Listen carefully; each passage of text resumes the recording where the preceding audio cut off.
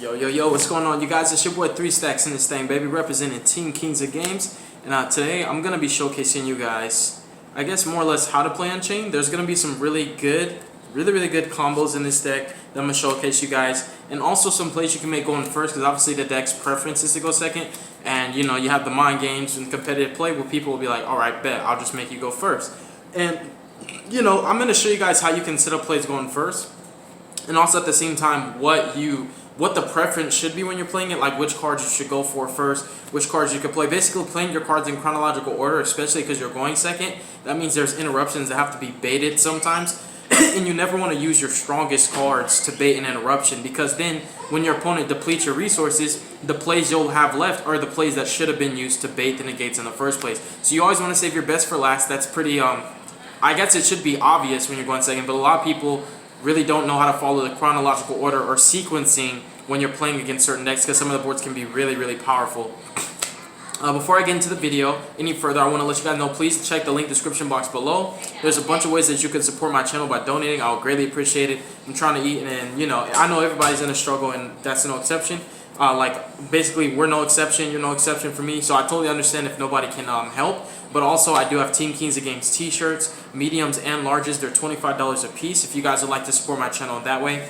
Outside of that, I'm going to go ahead and get into the bread and butter. So not only am I going to show you guys the combos, but as I'm showing you the combos, you're basically going to learn how to play Unchained. Because ideally with this deck, like I said, you really do want to go second. So I'll talk a little bit about the archetype before I get into the combos. This deck's pretty awesome. And when I say it's straightforward, it's not linear and boring. It's straightforward because the play style is not difficult to grasp. Obviously, you just want to destroy your own cards, which is kind of what could be perceivably counterintuitive, but it's not. You want to destroy your own cards to trigger the effects of your Unchained spells, traps, and monsters. And obviously, you're going to be special summoning from your hand and your deck, sometimes your graveyard. And what this deck can really do is break boards, and also it can make boards at the same time. You want to set up disruptive plays after eating your opponent's cards up by linking with them, destroying them, and also kaijuing them, super calling, whatever cards you want to use. But I'm going to show you guys also some optimal turn 1 plays. So ideally with Unchained, all you really need to go off is actually 2 cards. And the 2 cards can be Abomination's Prison plus any Unchained twins or any of the back rows. So for example, Prison plus any one of this, even another copy of Prison. I have a proxy for Sarama, the other twin that came out that sets from the graveyard. I don't have her yet. Plus this.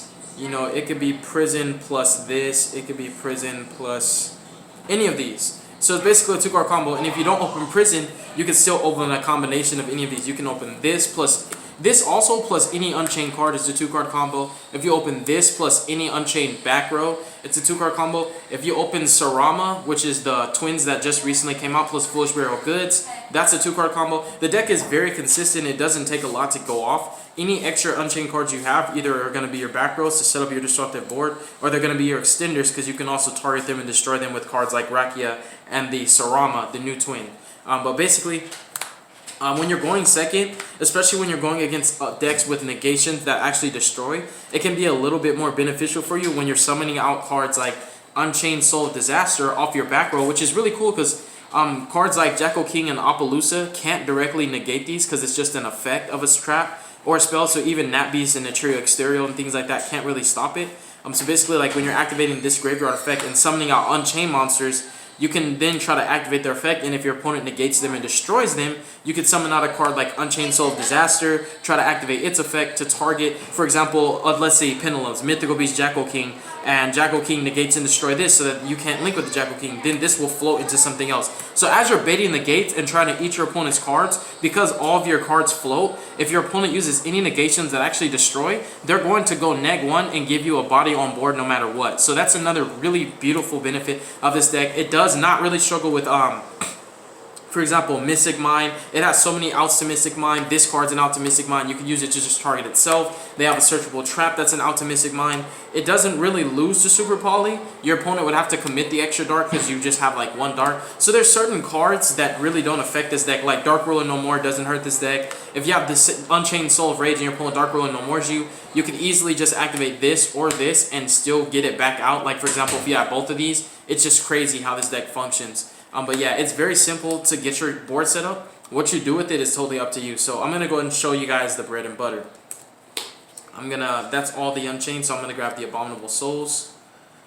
And you obviously want to play Call by the Grave in this deck just to make sure that nobody Ash passes you. Because this deck, one Ash with a very, very weak hand, like let's say you have these two plus like a bunch of other cards that are not Unchained, Ash can just kill your deck. So just make sure you play Call by as well. So let's start off with a bread and butter combo. So let's go Prison plus any Unchained card. It doesn't matter. It could be this, it could be this, it could be this. It doesn't matter because Prison searches them out anyways. So let's say you have Prison plus even Wailing, for example. This is 2-card combo.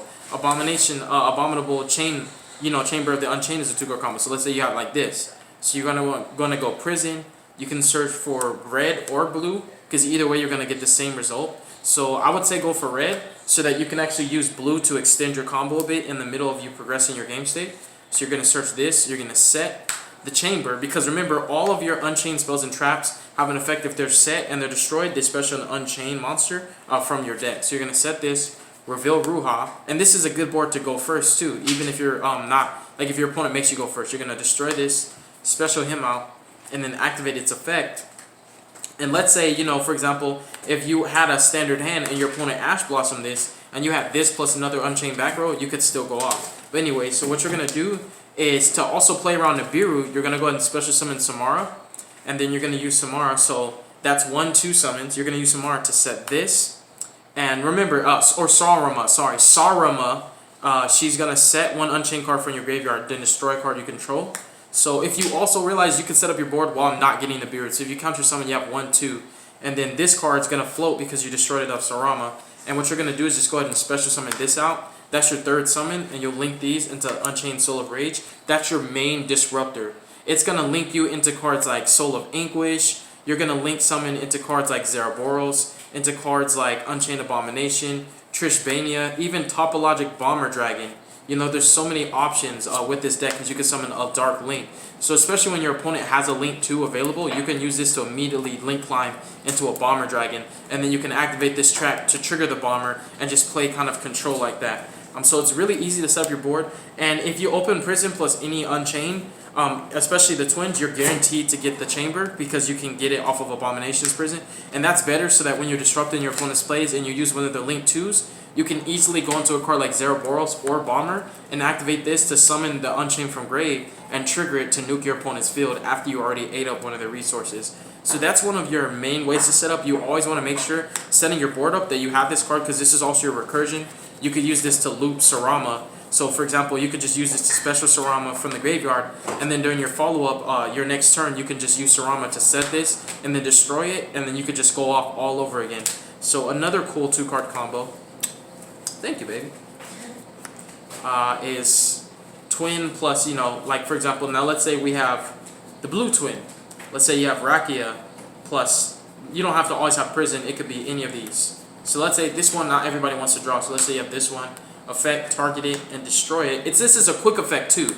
So I'm going to show you guys a little bit about Unchained. Also, keep in mind, because this is a quick effect, this has incredible synergy with your Unchained Abomination. On your opponent's turn, you can use it to target your own cards to destroy them, to trigger your Abomination whenever you want to. Also, when you're in battle phase, this can easily produce OTKs, because when you have cards out like this, and you're going attack, quick effect to destroy this, then you can special out Unchained Soul from your deck, attack for 3,000. So it lets you get extra damage pushes. It lets you play around Mystic Mine because you could easily just use it to target your own. Like if your opponent activates Mystic Mine, for example, you could just use this, for example, to just pop itself. Bam, you're out of it. That's just for certain scenarios. I'm just saying, like, it's just this card being a quick effect, it does so much for you. Even if you don't have like if this isn't your only monster and they activate mine, you can easily activate this and just target the Link to pop it, and now you're down to 1 monster, so it's easier to play around mine. So card plays around mine. It helps you to just OTK. It helps you to trigger Abomination on your opponent's turn. It's just a really, really crazy good card because it's a quick effect.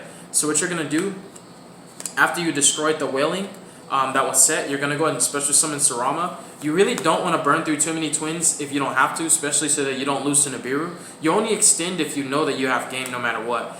So you're going to special Sarama. Go ahead and set this from your graveyard to your field. Destroy this. And you can special summon this. I always special summon this turn 1 so that I can recur it off of the trap and get extra disruptions, because ideally you want all the back rows. I play 3 of each of them plus the prisons. So ideally you want all the back rows so that when you make your Soul of Rage, you have so many forms of interaction where you can eat one of your opponents to link summon. When you link into an Unchained, you can pop another card.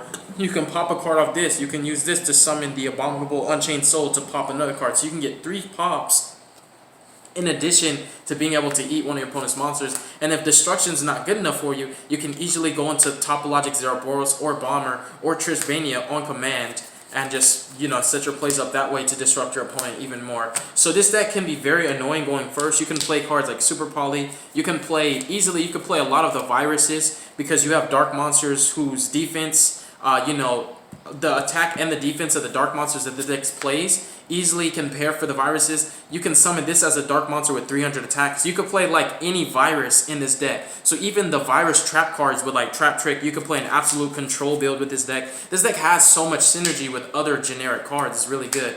So that's how you pretty much set up your optimal board with just 2 cards. So even if you open Goods plus Sarama, it's the same thing. So you can normal Sarama, activate Goods. I always go for this because this is just the grind game. This is your recursion to keep you in the game. So if your opponent doesn't lose to all those disruptions, you could still have this for a follow-up. So dump this. You know, you could use Sarama. You could just pop it.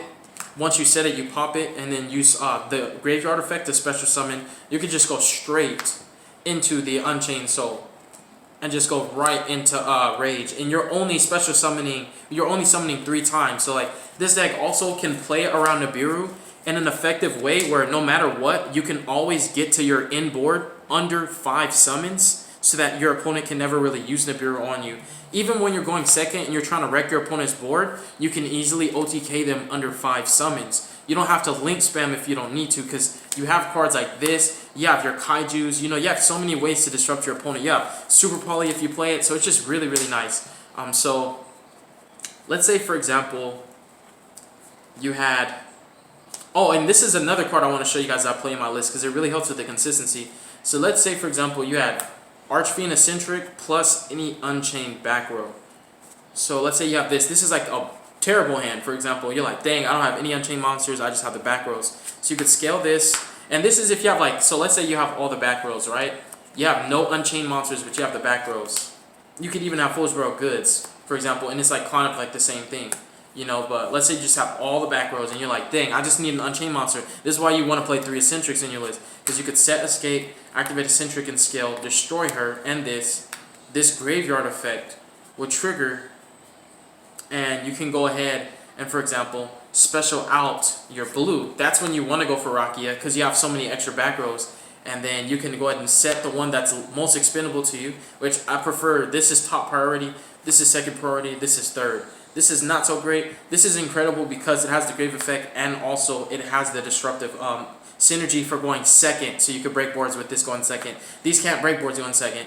So obviously you want to set this because that's second priority. Destroy it with Rakia. And then go ahead and special summon out your Sarama. And then you would ideally use Sarama to set whichever one you want. Destroy Rakia. So you're on 2 summons. And then here comes the third. Unchained Soul. And you keep your back row, so if you open the 3 back rows, you'll always be able to keep 2 because of Sarama, because, you know, she's new and she's incredible. Link these 2 into your Unchained Soul of Rage, and you have your main disruptors. You can go ahead and activate that. So when you open this, it does make you want to go into an Unchained link so you can get this benefactor, but if your opponent has a link too, I would definitely recommend going straight into Zeroboros and or Bomber, because Topologic Zeroboros also helps you to deal with cards that this deck can't out, because this deck cannot deal with the card that can be targeted or destroyed. So Topologic Zeroboros is there for you, and also it gives you attack power that this deck just can't, the heights that this deck just can't reach. So the Topologics are ideal because they are dark links. They require 2+ effects, so it's really easy to make them, eating your opponent's link monsters in order to summon these. You can eat your opponent's link 2 or link 3 and easily climb into these.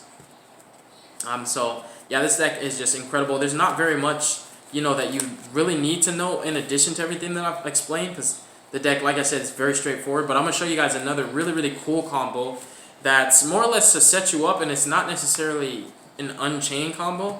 And this is not my idea, by the way. This is absolutely something that a subscriber recommended to me, so all credit goes to him. I just don't know his name. I would have to go back and check, but I did not invent this combo. This is not me. I don't like doing that. I don't like when people take credit for my, you know, for my creativity, so I definitely would not say, oh, I came up with this.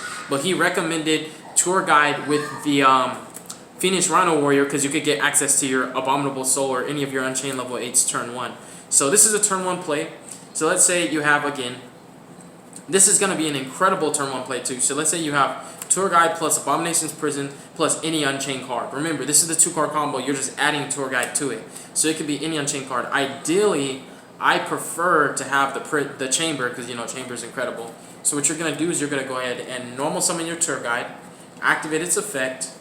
You're going to special summon one of the spirits. Unfortunately, I don't have both the spirits. I only have this Dark Spirit of Banishment, but I definitely recommend the Malice too, because Malice is just based on card activation or effect, and you can easily just send it from your hand to your grave to special summon one of your level 8 fiends, which is your Abominables, your Unchained Soul monsters, from your graveyard to your field, which is incredible. This one is the one that works on attacks.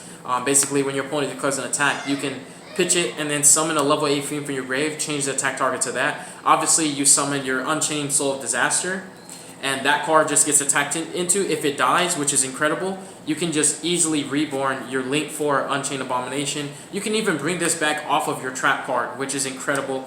Like, there's just so much synergy. Like, even if you have Rakia and the trap card, when you're grinding, you activate this, bring this bad boy back. Rakia, target something on your field, destroy it, chain that, pop. It's crazy. Once you summon this, you just keep bringing it back off of Disaster and the Chamber.